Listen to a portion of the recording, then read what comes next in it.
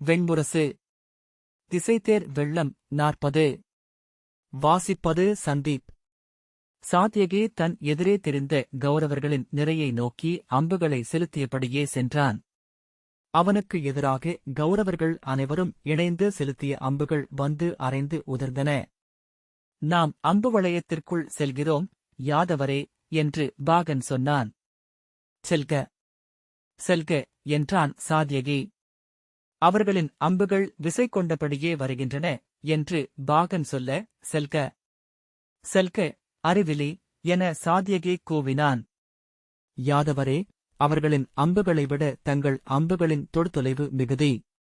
தாங்கள் முன்னகர வேண்டிய தேவையில்லை என்று பாகன் சொன்னான். சாத்யகி அவன் விலாவை மிதித்து, செல்க, செல்க என்று கூவினான். பாகன், தாங்கள் மீள முடியாது, யாதவரே, என்றான். மீள வேண்டியதில்லை, மீள விழையவில்லை என்று சாத்யகி கூச்சலிட்டான். அச்சமிருந்தால் இறங்கிவிடு. இது சாவின் பாதை. விரும்பாவிடில் அகன்று போ, என்றான். பாகன், நான் தங்களுடன் ரிஷபவனத்திலிருந்து வந்தவன் என்றபின் புறவிகளை சவுக்கால் அறைந்தான். அவை கவசங்கள் உரசி ஒலியெழுப்ப குழம்புகள் விரைவு தாளமிட முன்னால் சென்றன. அவன் வருவதை துச்சாதனன் பார்த்தான். கை நீட்டி அவனை சுட்டிக்காட்டியபடி தன் தம்பியருடன் வந்து சூழ்ந்து கொண்டான். அவர்கள் ஏவிய அம்புகளை ஒழிந்து அம்புகளால் அவர்களை அறைந்து சாத்யகி அவர்கள் உருவாக்கிய அரைவட்டத்தின் நடுவே நின்று சுழன்றான். ஒரு கணத்தில் தன்னை அவன் உணர்ந்தபோது அனைத்திலிருந்தும் விடுபட்டிருப்பதை அறிந்தான். துயரில்லை, இருத்தலின் சுமை இல்லை, அம்பும் எதிரம்பும் மட்டுமே. சாவு அண்மையிலிருக்கையில் உள்ளம் ஏன் உவகை கொள்கிறது? அக்கணம் இளமை உடலில் திரண்ட பின்னால் எப்போதும் சாவைச் சென்று தொட்டு மீள்வதையே விளையாட்டென்றும் களியாட்டென்றும் அவன் கொண்டிருந்ததை உணர்ந்தான். புறவியிலேறி மலைச்சரிவில் பாய்ந்திறங்கியிருக்கிறான். பாறை விரிசல்களில் விரல் கோத்து செங்குத்தாக துற்றி ஏறியிருக்கிறான். கொடிவள்ளிகளை பற்றிக் கொண்டு ஆழ்பள்ளங்களில் இறங்கியிருக்கிறான். வெறிகொண்டெழுந்து எரிகளை வெறும் கைகளுடன் எதிர்கொண்டிருக்கிறான். உடலில் ஆற்றல் கொண்டிருக்கும் எவரும் எவ்வகையிலேனும் சாவை சீண்டிக் கொண்டேதான் இருப்பார்கள். சாவின் முனையில் இருக்கும் நஞ்சு அமுதுக்கு நிகரானது. சாவு சூழ்ந்திருந்தது பல நூறு அம்பு முனைகளாக. சாவு சீற்றம் கொண்ட நாகங்களாக சூழப் பறந்தது. தீத்தழல்களாக மின்னிச் சென்றது. அவன் 100 1000 பல்லாயிரம் எனப் பிரிந்து ஒவ்வொரு அம்பையும் எதிர்கொண்டு சென்றான். அது அவனை கடந்து செல்வதற்குள் அதை நெஞ்சில் வாங்கிக் கொண்டான். கணந்தோறும் செத்து உதிர்ந்து கொண்டிருந்தான். யாதவரே, வேண்டாம், இது தற்கொலை என்று அவனருகே வந்து கொண்டிருந்த பாஞ்சாலத்தின் வில்லவன் கூவினான். அவன் மேலும் அருகே வந்து, யாதவரே என்று கூவுவதற்குள் அவன் நெஞ்சில் அம்பு பாய்ந்து பின்னால் தூக்கி வீசப்பட்டான். பாகன் திரும்பிப் பார்க்காமல் பெருகிவரும் அருவியை எதிர்கொள்பவனைப் போல தலையை தாழ்த்தி உடலை முன்வடைத்து தேரை செலுத்தினான். அம்புகள் தேர்தோளில், கவசங்களில் உரசி பொறிபறக்க கடந்து சென்றன. அவன் நெஞ்சிலும் தோளிலும் வந்தறைந்தன. சாத்யகி வெறிகொண்டு நகைத்துக் கொண்டிருந்தான். வருக, வருக, எதிர்வரும் வீரர்களை அழைத்தான். ஒவ்வொரு அம்பு சென்று படுகையிலும் ஆர்ப்பரித்து எழுந்து குதித்தான். கொலைவெறியும் போர்விசையும் வரைந்து அவன் சிரித்தாடிக் கொண்டிருந்தான். அவன் அம்புகள் எவையும் குறிதவரவில்லை. கவசங்களின் மெல்லிய இடுக்குகளை அவனால் அருகிலென காண முடிந்தது. அவ்வீரர்கள் கையசைக்கும், தலை திருப்பும், கால் நீட்டும் அசைவில் மீன்வாய்கள் என அந்த கவச இடைவெளிகள் விரிந்து மீள்வதைக் கணத்தில் 1000 அணுக்காலத்தில் நின்று அவன் விழிகள் கண்டன. அவன் அம்புகள் முன்னரே அறிந்த கூட்டுக்குள் சென்றமையும் பறவைகள் போல அந்த இடைவெளிகளில் புகுந்து தைத்து நின்றன. அவன் நோக்கிய இடத்திலெல்லாம் கௌரவப் படையின் வில்லவர்கள் வீழ்ந்தனர். விசையுடன் திரும்பிய போது அவன் தன்னைச் சூழ்ந்திருந்த போர்வழியே மிக மெல்ல நீர்ப்பாவை என அசைவதாகக் கண்டான். எழுந்து அமையும் பெருஞ்சிறை பறவைகள் போல அம்புகள் வில்லில் இருந்து விடுபட்டு காற்றிலெழுந்து வளைந்து அமைந்தன. தேர்கள் காற்றில் மரக்கிளைகள் போல் நலுங்கின. நெளியும் திரையின் ஓவியங்கள் போல வீரர்கள் ஒவ்வொரு முகச்சுளிப்பும் தெளிந்து தெரிய, ஒவ்வொரு அசைவும் விரைவழிய நடனமிட்டனர். அவனைச் சூழ்ந்திருந்த வில்லவர்கள் பெரும்பாலானவர்கள் வீழ்ந்தனர். பாகன்களும் கொல்லப்பட புறவிகள் நிலையெழுந்து கனைத்தபடி சுற்றிவர தேர்கள் ஒன்றுடன் ஒன்று முட்டிக்கொண்டு நின்றன. நின்றுவிட்ட தேர்களாலான அரண் ஒன்று உருவாக அதற்குள் சாத்யகி அகப்பட்டான். அவனை எதிர்த்துக் கொண்டிருந்த வில்லவர்கள் அனைவரும் அப்பால் விலகிச் சென்றுவிட அத்தேர்களே அவர்களுக்கு மறைவென்றாயின. தேர்களினூடாக அவர்கள் அவனை நோக்கி அம்புகளை பெய்தனர். ஆனால் அவன் கவசங்களை உடைக்கவோ உடலில் தைக்கவோ அந்த அம்புகளால் இயலவில்லை. தேவர்களால் பாதுகாக்கப்பட்டவனாக அவன் தோன்றினான். அவர்கள் தங்கள் தெரியா கைகளால் அம்புகளைப் பிடித்து அப்பாலிட்டனர். அவனைச் சூழ்ந்திருந்த காற்றை அலையடிக்கச் செய்தனர். அவன் விண்ணிலிருந்து இறங்கிய இசையால் ஆட்டுவிக்கப்பட்டதாக தோன்றியது. அவன் நடனம் கட்டற்ற நெறியும் பிழையற்ற அசைவுகளும் ஒருங்கே கொண்டதாக, ஆகவே தெய்வங்களுக்குரியதாக தோன்றியது. தொலைவிலிருந்து நோக்கியவர்கள் அவன் முகத்திலிருந்த பெருங்களிப்பைக் கண்டு திகைத்தனர். தெய்வமெழும் போசகர்களின் முகங்களில் சிலை கொண்ட தெய்வத் திருவுருக்களில் மட்டுமே விரியும் சிரிப்பு அது. அது அவர்களை அஞ்ச வைத்தது. அவன் அம்புகள் வந்து தைக்குந்தோறும் அவர்கள் அஞ்சி அலறி ஒருவரை ஒருவர் எச்சரித்தபடி விலகிச் சென்றனர்.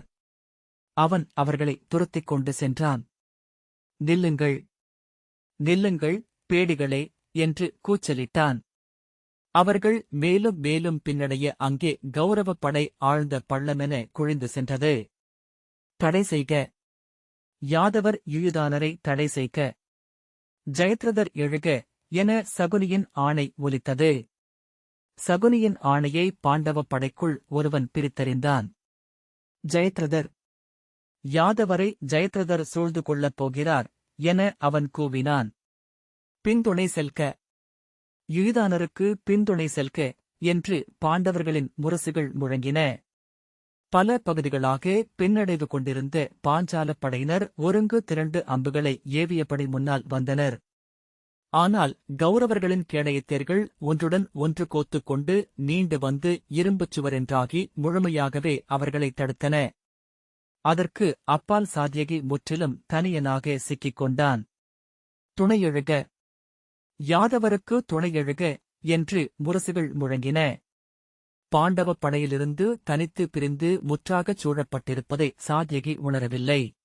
களிவெறி கொண்டு சிரித்துக் கொண்டிருந்த அவனுடைய வில்லில் இருந்து எழுந்த அம்புகளால் அவனைச் சூழ்ந்து ஒரு வேலி உருவானது. அதைவிட அவனைக் கண்டு கௌரவர்கள் கொண்ட அச்சம் கண்காணா பெருவேலி என்றாகியது.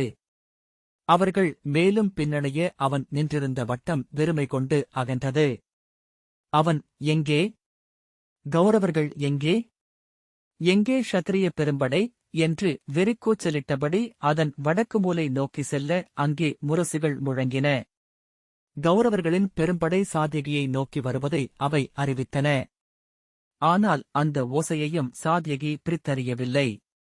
அவன் அங்கு நிகழ்ந்த போருக்கு மிக அப்பால் இருந்தான். அவனை தங்கள் கைகளில் ஏந்தியிருந்த தெய்வங்கள் அவர்களின் அமுதை அவன் உடலிலும் உள்ளத்திலும் நிரப்பியிருந்தன. அவன் கைகளும் கண்களும் செவிகளும் பெருகிக் கொண்டே இருந்தன. அவன் பாகனும் ஆவக்காவலனும் அந்தப் பெருங்களியாட்டத்தால் ஆட்கொள்ளப்பட்டனர். அவர்களும் வெறிகொண்டு நகைத்துக் கொண்டிருந்தார்கள். ஆவக்காவலன் கழையொன்றி பாய்ந்து அருகே வந்து கொண்டிருந்த வில்லவன் இறந்து விழுந்தமையால் ஒழிந்து நின்றிருந்த தேர்களுக்குச் சென்று அங்கிருந்து ஆவநாழிகளை எடுத்து வந்தான். அவர்கள் மாற்றுரு கொண்டு வந்த கந்தர்வர்கள்.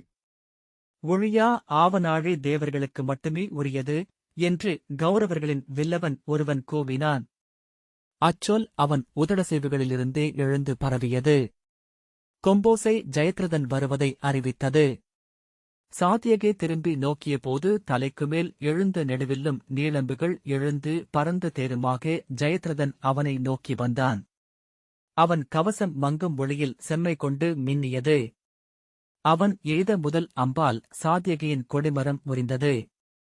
அவன் நெஞ்சக்கவசம் உடைந்தது. ஜெயத்ரதன் ஆணவத்துடன் நகைத்தபடி, ஓடு, ஓடு, கீழ்மகனே, க்ஷத்திரியர்களுக்கு எதிர் நிற்காதே என்றான். ஜெயத்ரதனை சாத்யகி அடையாளம் கண்டுகொள்ளவில்லை. அவன் அம்புகள் ஜெயத்ரதனின் தோள்கவசம் விலகிய இடைவெளிகளில் தைத்தன. பிறிதொரு அம்பு ஜெயத்ரதனின் கழுத்தை நோக்கி வர அவன் சுழன்று அதை ஒழிந்தான். ஜெயத்ரதன் அஞ்சிவிட்டான் என பேய் கொண்டது போல் துள்ளிக் கொண்டிருந்த அவன் வில் நிலைத்ததிலிருந்து தெரிந்தது. சாத்யகி தயங்காமல் அம்புகளை ஏவியபடி மேலும் மேலுமென முன்னால் சென்றான். அந்த விசை ஜெயத்ரதனை மேலும் அஞ்ச வைத்தது. அவ்வச்சம் அவன் வில்லை தயங்க வைக்க சாத்யகியின் அம்புகள் அவன் கவசங்களின் இடைவெளிகளில் தைத்தன. தொடையில் அம்புபட்டு அவன் தேர்தட்டில் விழுந்தான். மேலும் ஒரு அம்பிலிருந்து தப்ப புரண்டு தேரிலிருந்து பின்னால் குதித்தான். அவன் தேரொட்டி தலையறுந்து விழுந்தான். ஜெயத்ரதன் பின்னால் வந்த தேரில் கையூன்றி பாய்ந்தேறிக்கொள்ள அந்த தேர்வீரன் பின்னால் பாய்ந்து விலகினான். மேலும் அம்புகள் வந்து ஜெயத்ரதனை அறைந்தன. அவன் ஒழிந்தாலும் அம்புகள் வஞ்சம் கொண்டு தேடி வந்தன. அவன் தன்னை காத்துக்கொள்ளவே திணறினான். தலைக்கவசம் உடைந்து விழ ஓர் அம்பு ஜெயத்ரதன் காதை அறுத்துச் சென்றது. கழுத்தை சீவ வந்த அம்பை தலை திருப்பி ஒழிந்த ஜெயத்ரதன் பாய்ந்து நிலத்தில் இறங்கி பின்னால் நின்ற தேர்களுக்கு நடுவே ஓடி மறைந்தான். ஜெயத்ரதனின் தோல்வி கௌரவப் படைகளில் வியப்பு முழக்கமாக வெளிப்பட்டது. அவனைக் காத்து முன்னால் வந்து தேர்வீரர்கள் அம்பால் அறைப்பட்டு வீழ்ந்தனர். ஒருவனின் தலை தெரித்து மிக அப்பால் சென்று விழ கௌரவ வீரர்கள் சேர்ந்து அலறினர். ஜெயத்ரதரை துணை செய்க, சைந்தவரைச் சூழ்ந்து காத்துக் கொள்க என முழவுகள் ஓசையிடலாயின. சாத்யகி உளையிட்டு ஏளன ஒலி எழுப்பியபடி ஜெயத்ரதனை தேடித் தேடி அம்புகளைத் தொடுத்தான். படையை திரையென கிழித்துக் கொண்டு எழுபவன் போல அப்பால் ஒரு தேரில் ஜெயத்ரதன் தோன்றினான். சாத்யகியை நோக்கி உரக்க கூச்சலிட்டு அழைத்து தன் கையிலிருந்த கவசம் ஒன்றை தூக்கிக் காட்டினான். யாதவ கீழ்மகனே, இதோ இது உன் சிறுமைந்தனின் நெஞ்ச கவசம். அவன் நெஞ்சை கிழித்தது போல் உன் நெஞ்சையும் கிழிப்போம். சாத்யகியின் கையிலிருந்து வில் நழுவியது. அவனுள் எழுந்த முதல் எண்ணம் தன் பின்னால் சினி காப்புடன் இருக்கிறானா என்பது. மறு எண்ணம் அலை என வந்து அறைந்தது. அவன் உடலின் அனைத்து தசைகளும் விசையிழக்க வலிப்பு கொண்டு தேர்தட்டில் விழுந்தான். ஜெயத்ரதன் தன் வில்லை எடுத்து அம்பு தொடுத்து அவன் மேல் எய்தபோது பாகன் தேரை எதிரிலிருந்த கவிழ்ந்த தேர்மேல் ஓட்டித் திருப்பி அதை கவிழச் செய்தான். கவிழ்ந்த தேருக்குப் பின்னால் சாத்யகி உடல் தளர்ந்து கிடக்க அம்புகள் வந்து தேர்தட்டில் அறைந்தன. பாகன் கழுத்தறுபட்டு மறுபக்கம் விழுந்தான். புறவிகள் அம்புபட்டு அலறியபடி சாத்யகியின் மேலேயே விழுந்தன. பாண்டவப் படை தன் முன்னாலிருந்த கேடயத் தேர்நிறையை உடைத்து திறந்து முன்னால் வந்தது. அவர்கள் சேர்ந்து எய்த அம்புகளின் பெருக்கால் ஜெயத்ரதனும் கௌரவப் படையினரும் பின்னடைந்தனர். சாத்யகியை அவனுக்குப் பின்னால் வந்த தேரிலிருந்த காப்புப் படை வீரர்கள் கொக்கிக் கயிற்றை வீசி அவன் கவசத்தில் தொடுத்து இழுத்து பின்னெடுத்தனர். அவன் தேர்களில் உடல் முட்டிச் சுழன்று நினைவு மீண்டான். நீர்ப்பெருக்கு ஒன்றில் அடித்துச் செல்லப்பட்டுக் கொண்டிருப்பதாக உணர்ந்தான். தேரிலேறிக் கொண்டபோது அவன் பற்கள் ஒன்றுடன் ஒன்று உரசி கூசின. ஒரு விழி கலங்கி துடித்துக் கொண்டிருக்க கண்ணீர் வழிந்தது. காது அடைத்து போர்க்களம் முழுக்க விந்தையானதோர் மூடுபனி பரவியது போல் தோன்றியது. அனைத்து ஓசைகளும் கார்வை கொண்டன. உலோகக் கிழிபடல் போல் ஒரு மூளலோசை எழுந்து அனைத்து ஒலிகளையும் தன்னுள் தொடுத்துக் கொண்டு உடல் கூச தசைகள் சொடுக்கி அதிர அங்கு சூழ்ந்திருந்தது. கொண்டு செல்க, யாதவரை பின் கொண்டு செல்க என்று படைத்தலைவன் ஒருவன் சொன்னான். ஆணைகள் முழவொலியாக எழுந்தன.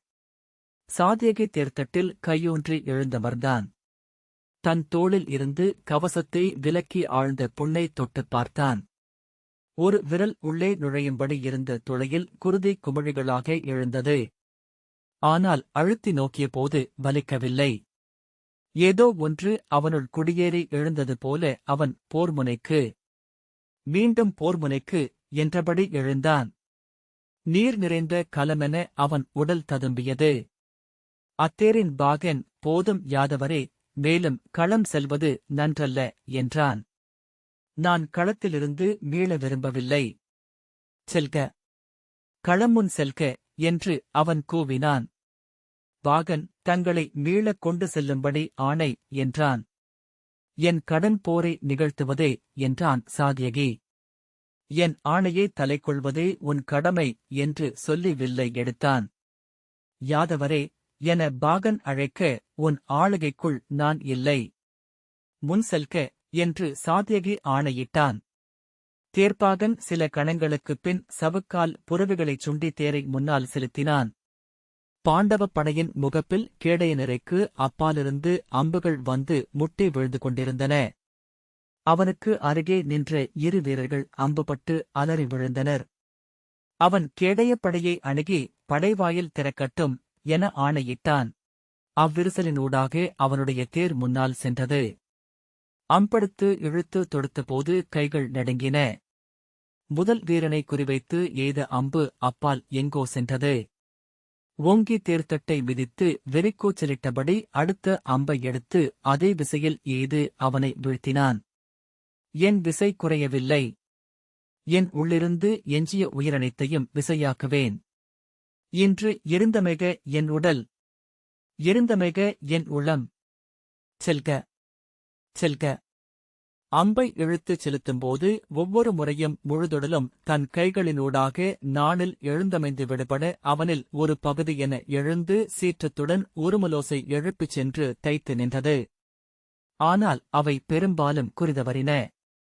அவற்றில் வெறும் விசை மட்டுமே இருந்தது.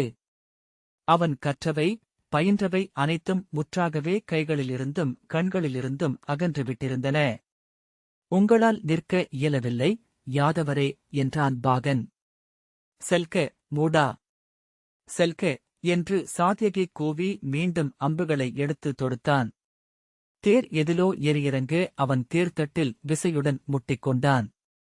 பிறிதொரு முறை தேர் திரும்பிய போது சங்குகளும் முழவுகளும் ஒலிக்க அவன் தன் எதிரே பீஷ்மரை கண்டான். வில் செயலிழக்க மெய்மறந்தவன் போல அவரை பார்த்துக் கொண்டிருந்தான். சாயம் வெயிலொளியில் கவசங்கள் ஒளிர, அம்புகள் பொறிகளெனக் கிளம்ப, விசையுடன் சுழலும் தேர்ச்சகடங்களால் அவர் சாணை தீட்டப்படும் வாளெனத் தோன்றினார். அப்போர்க்களத்திற்கு மிக அப்பால் எங்கோ இருப்பவர் போல நீரில் பாசிச் சரடுகள் என அலைகொள்ளும் நீண்ட கைகளுடன் உலைந்தாடிக் கொண்டிருந்தார். மறுகணம் சாத்யகி, பிதாமகரை நோக்கி செல்க, பிதாமகரை நோக்கி செல்க என்று கூவினான். அவன் தேர் திரும்பி அணைந்தபோது அவன் நிழல் நீண்டு பீஷ்மர் மேல் விழுந்தது.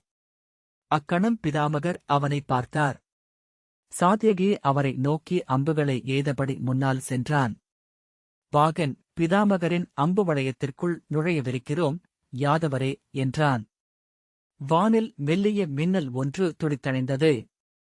இடியோசை எழுந்து உருண்டு உருண்டு அகன்றது. அதில் பீஷ்மரின் உருவம் நடுங்கியமைவதை அவன் கண்டான்.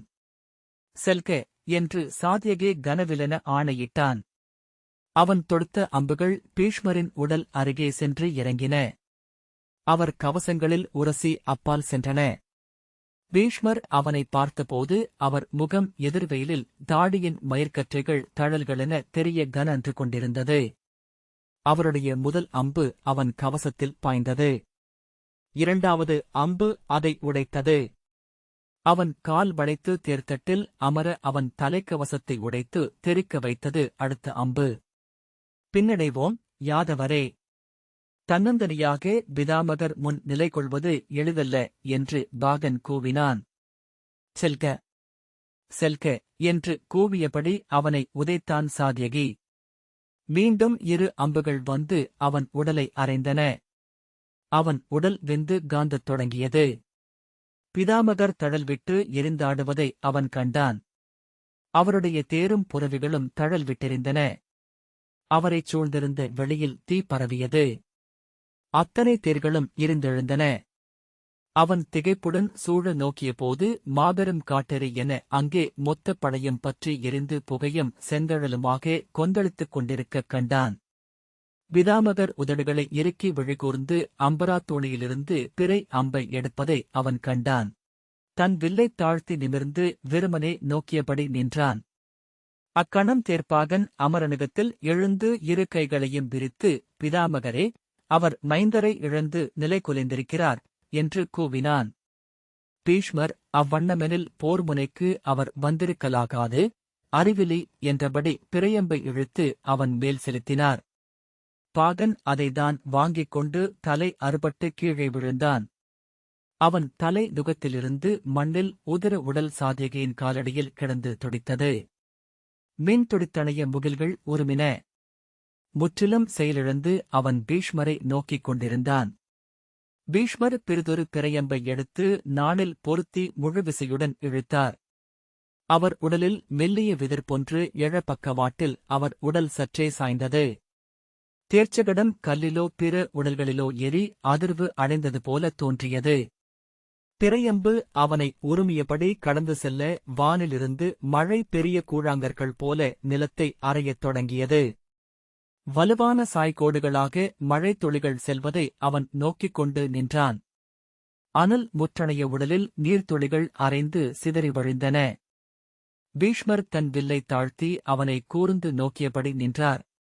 அவர் உடலின் குருதிப்படிவுகளை கரைத்தபடி மழைநீர் வழிந்தது. போரின் திசையை மழை நிறுத்தியது. ஆங்காங்கே வீரர்கள் படைக்கலம் தாழ்த்தினர். படைக்கலம் உயிரிழந்தபோது முன்னால் நின்ற எதிரியே அப்போதுதான் அறிபவர்கள் போல உணர்ந்து திகைத்தனர். என்ன செய்து கொண்டிருக்கிறோம் என குழம்பியவர்கள் போல ஒருவரை ஒருவர் நோக்கி உடல் தத்தளித்தனர். பீஷ்மர் தன் தேரை திருப்ப ஆணையிட்டார். அவர் திரும்பியதும் அவரைச் சூழ்ந்திருந்தவர்களும் திரும்பினர். அவ்வசைவு அத்தனை பேருக்கும் தெரிய அனைவரும் போர்முகப்பிலிருந்து பிரிந்து விலகத் தொடங்கினர். துணி கிழிப்படுவது போல பிசர்களுடன் இரு படைகளும் ஒன்றை ஒன்று அகன்றன. அவ்விரிசல் விரிந்தகன்றபடியே சென்றது. மழை நின்றுவிட்டிருந்தது. பொதுக்குருதி என மழை கரைத்து செந்நீர் வழிய கைவிரல்களை உதறிக்கொண்டும் தலைமயிரை கோதிக்கொண்டும் வீரர்கள் பின்னடைந்தனர். என்ன நிகழ்கிறது என்று உணர்ந்தும் எதுவும் செய்யாமல் படைத்தலைவர்கள் செயலற்று நின்றனர். ஒவ்வொருவரும் வேறெங்கிருந்தோ ஓர் ஆணை வரவேண்டுமென எதிர்பார்த்தனர். ஆனால் அனைத்து முரசுகளும் முழவுகளும் கொம்புகளும் ஓய்ந்திருந்தன. சாத்தியகே அசையாமல் தேரில் நின்றிருக்க அவனுக்குப் பின்னால் வந்த இரு வீரர்கள் அவன் கைகளைப் பற்றி பின்னால் அழைத்துச் சென்றனர். துயிலில் நடப்பவன் போல அவன் அவர்களுடன் சென்றான். மழையில் நனைந்த முரசு ஒன்று அந்தி எழுவதை அறிவித்து முழங்கியது. தொடர்ந்து முரசுகளும் கொம்புகளும் போர் முடிவை அறிவித்து ஓசையிடலாயின. இந்த வாசிப்பை கேட்டதற்கு நன்றி.